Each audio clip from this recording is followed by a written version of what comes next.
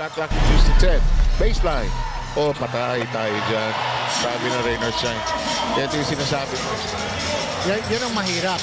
Once both right comes in, depensa si Treadwell. Ng batang. Good defense that time, ha? Nagsi-switch. Treadwell is looking for his first basket. Gets it. Yan ang kailangan, no? I'm sure Coach Egiao told his import, you gotta be first on the fast break so that you... Nung 10 na yun, nung 10 ilan ang free throw doon? 4? Boatwright continues to fire away. 5 yata. 6. Belga down the Cross, good defensive stance. Up. Libre. Breakaway. Naagawan doon ni Clarito. And it's si CJ Perez.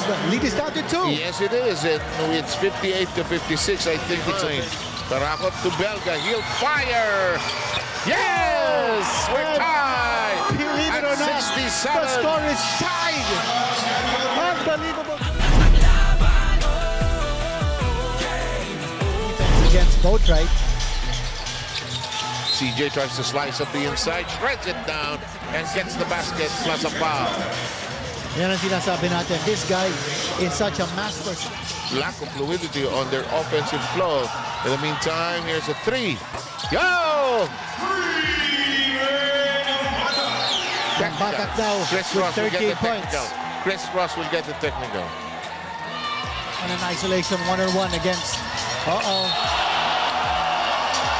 Ito ang sinasabi natin. Junmar will not hesitate to look for the man to pass. Drags it inside. Bo Belga thought about Treadwell. Fed well by Bo Belga plus a foul. Excellent pass by Bo Belga. He had the outside shot, pero ang ganda ng seal. Look at that explosive dribble. The attack. Oh, yes! Wow, Jericho Cruz. 20 points. Ano kaya nakaya ni Jericho? Kasi lagi siyang threat eh. Pag-dribble siya.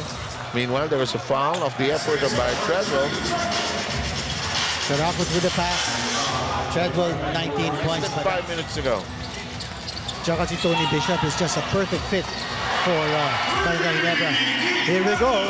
Si Dato, that's his 3rd triple of the game. Nakakadain. Sama-sama tayo, manlalaro, tapos yun na.